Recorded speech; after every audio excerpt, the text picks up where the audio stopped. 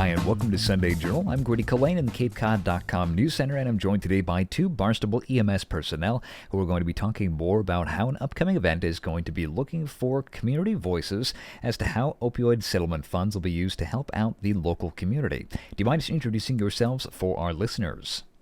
Good morning, Deputy Chief Jennifer Ellis from Barnstable Police Department. And good morning, Peter Burke, the Fire Chief in Hyannis. All right. Thank you both so much for joining me for this conversation. We really appreciate it. It's going to be a conversation that we're centering kind of hard on some hard topics, unfortunately. We want to talk about opioid overdose and some of the ways the settlement money is going to be incorporated into the future. We have an upcoming meeting that is going to be asking the community, essentially, how the town should be utilizing settlement funds from the nationwide opioid settlement with major drug manufacturers. Can you tell us a little bit more about that event in general, what you're hoping for in terms of turnout, as well as kind of when that is? So for the turnout, we just invited multiple agencies, nonprofit groups, and really the public. We're just hoping that people are going to come and share their voice, share their experiences on how this epidemic has affected them personally, their lives, their family, and the community. That's perfect. So, in particular, we're interested in hearing from those who have been, personally affected by the opioid epidemic. Maybe they've had people in their family affected, maybe they're affected by themselves. And the real goal of this particular meeting is to get public input on what the expenditure of those funds could look like in the future. Now, as well, sorry, you first, please. I was just going to tell you that the meeting, so it's a public forum, it's a workshop, and it is scheduled for Tuesday, January 30th at 5:30, from 5:30 to 8:30 p.m. at the high school in the cafeteria. So my understanding is that Barnstable, as a town, is receiving over $3 million. It's the largest allocation of the Cape's 15 towns. Do you mind talking a little bit more about how that money can be utilized? So I think there's some pretty specific ways for us to spend the money, and that includes supporting and promoting the treatment of persons with opioid use disorder, supporting and promoting programs and strategies to support people that are in treatment and recovery, providing connections for people who are at risk of developing opioid use disorder or who are currently experiencing opioid use disorder. Supporting efforts to prevent overdose deaths or other opioid-related harms, to support diversion and deflection programs and strategies for criminal justice-involved persons, support pregnant or parenting women with OUD and their families, OUD being opioid use disorder, and supporting efforts to prevent misuse of opioids. So those are really 7 areas that the funds can be used for. Yeah, so as well, I mean, you guys are both coming from different walks of life here. We have, you're both EMS. But do you mind telling us a little bit more about the some of the anecdotes you've seen over the years? Do you think that we've gotten better in handling the opioid epidemic, or do you think things have just gotten worse, more prolific over the past few years, especially with COVID? Do you mind both just kind of sharing experiences of how that might have impacted recent years and what you've seen in the opioid epidemic locally? I just feel like it continues to be on the rise, although we have seen a decrease in our medical overdose calls for service at the police department. But I think that's not, the numbers that we have probably are not really reflective of what's going on in the community, because I think there's a lot of overdoses that don't get reported. So I think there's, the numbers probably are continuing to climb is what I would imagine. But numbers versus what our efforts are to try to improve outcomes are sort of two different stories. Yeah, I think it's an evolving problem too, Grady. So certainly, in the 2015 era, we were really impacted substantially by the heroin epidemic. There was a documentary filmed here in Hyannis about the effects on our population. But the problem since evolved into synthetic opioids like fentanyl and other derivatives, which has added an additional layer. We're currently looking at xylazine, which is a veterinary medicine being cut into the fentanyl stream. So there's a variety of different challenges, and that's also been to some extent successfully stemmed by the use of Narcan and Narcan being more available. So the exact scope and scale of the problem is a little bit difficult to put our fingers on. I think, as the deputy chief alluded to, the stats are a little bit difficult to really rely upon to get a full picture. And that's why this meeting on the 30th is really critical, right, to hear from those affected by it so we can understand that, we really understand the ground truth and what people out there are facing. Now, it's a tough question, but do you think that there's going to be a bit of a challenge trying to get people, to come out for this community event, just because there might be a stigma that they're concerned with, essentially, as being part of having dealt with drug issues? Do you think it's kind of hard for people who want to come to the meetings like this and talk about it? Do you have words for people who might be on the fence? So I hope that it's not going to be hard for people to want to come. We've been really inclusive with who we've invited to this meeting.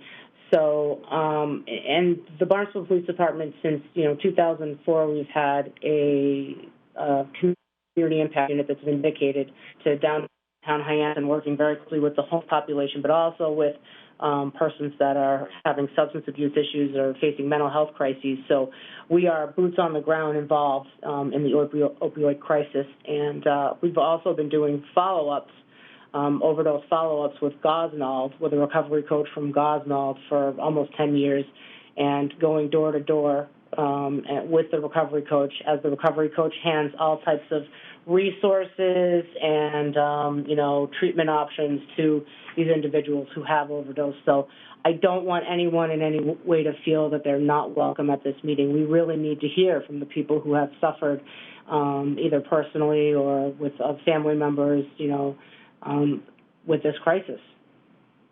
So, I think the intention, of course, in the way in which the state has required the funding to be used is it can't just be, directed into what, the community or the, management thinks is the best use.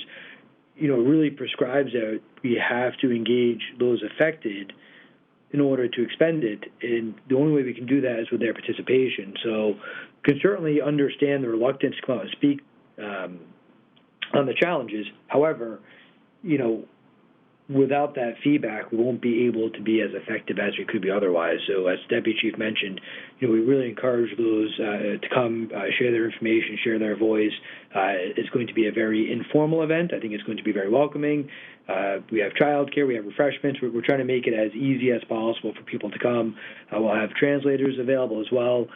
So a fair amount of effort is being put into really making it accommodating, welcoming, and we would just encourage anybody that has something to offer him that's been affected to attend.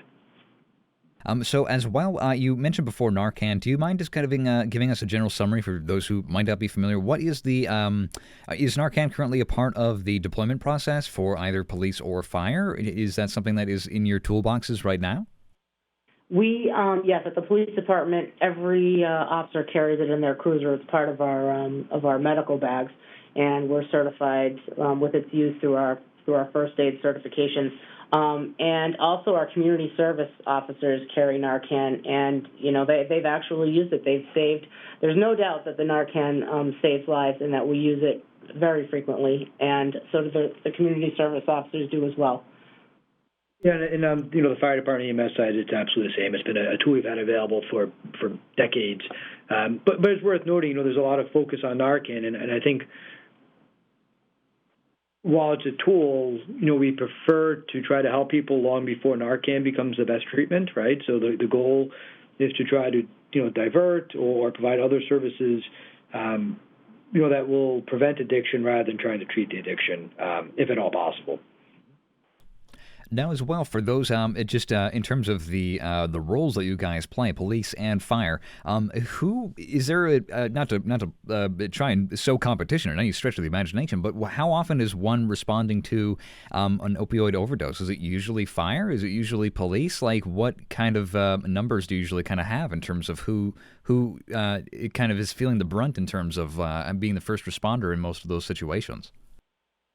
Well, so, the way that it would typically work is that a 911 call would come in for somebody that is unconscious or having agonal breathing and signs of an overdose, and so the police would be the first response, but, fire and EMS would also be contacted and be on the way. We just happen to be the first response because we're out on the road, and fire is responding right behind us. But, there are many times where the police are deploying their Narcan and then the fire is arriving on scene. And as medical personnel, they are also administering the Narcan. So sometimes just the one or two shots has not been enough. Is that accurate? I think it's great. Yeah, it's perfect. I mean, I think, probably the summary answer to your question, Grady, is that, I think both agencies, and it's even beyond our agencies, right? So it gets into the healthcare system, it gets into the behavioral health system as well. I think everybody that, provides services to the community is affected by it in some way, shape, or form. From a public safety standpoint, on these types of incidents, and many others, we're essentially joined at the hip, where we're responding together jointly, and, doing the best we can for the community. Would you guys like to see like Narcan almost available, kind of like public defibrillators at some point? Like, is that kind of the way we need to go until we can kind of get a better read on how to kind of deal with this at the root problem? I don't know that I have an answer for that. I mean, I think, again, we prefer that we could avoid the use of Narcan, if at all possible, by supporting our community members, in better ways. I don't know that I can speak intelligently to whether or not, public available Narcan has, an impact in terms of outcomes, right? So I think it's a more difficult question, and I guess I close on that particular question by saying that's exactly the point of this meeting, right? Is that we want to hear from experts in the field, we want to hear from those people impacted by it, and perhaps the message is that it's unnecessary, or perhaps the message is that would have made a dramatic impact, and I think that remains to be seen. Now, as well, do you guys both have you had opportunities over the years to talk with people directly impacted already? Do you know that like the best lessons are going to come from the people most affected? Is there any lessons that maybe you can share, or things that surprised you when maybe you were beginning in the careers that you have now involving the opioid epidemic? What have you seen changes taking place in response to what we've been hearing directly from the community? Are there any examples that spring to mind, or anecdotes in general? Well, I think a couple of things, right? So one is that I think the view has changed in a lot of ways, right? So the opioid epidemic has affected, people from all walks of life and all areas of our community. So certainly a wider understanding of the impact of it. And I think, the deputy chief will probably, I'm sure, build on this, but we've interacted with literally hundreds of people, if not thousands, affected by it.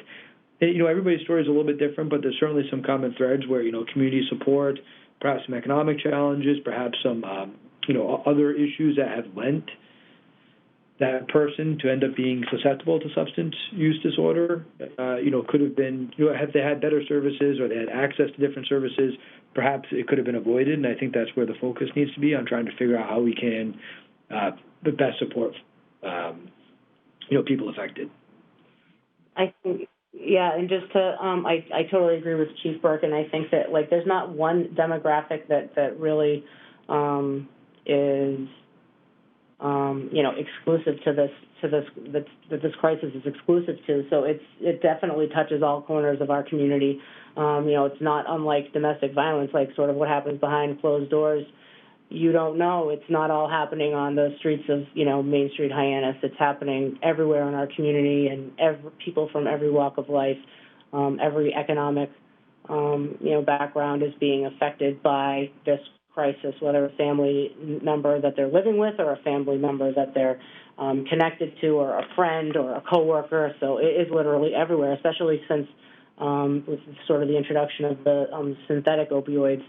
So I think that I'm hoping that we get a large turnout on Tuesday, and that people feel welcome, and whether they've been personally affected or, are connected in some way to this crisis, I hope that they come and share their story and share with us, how can we move forward as a community? What can we do to prevent, to increase our harm reduction, our treatment and recovery, to support individuals that are suffering from this crisis?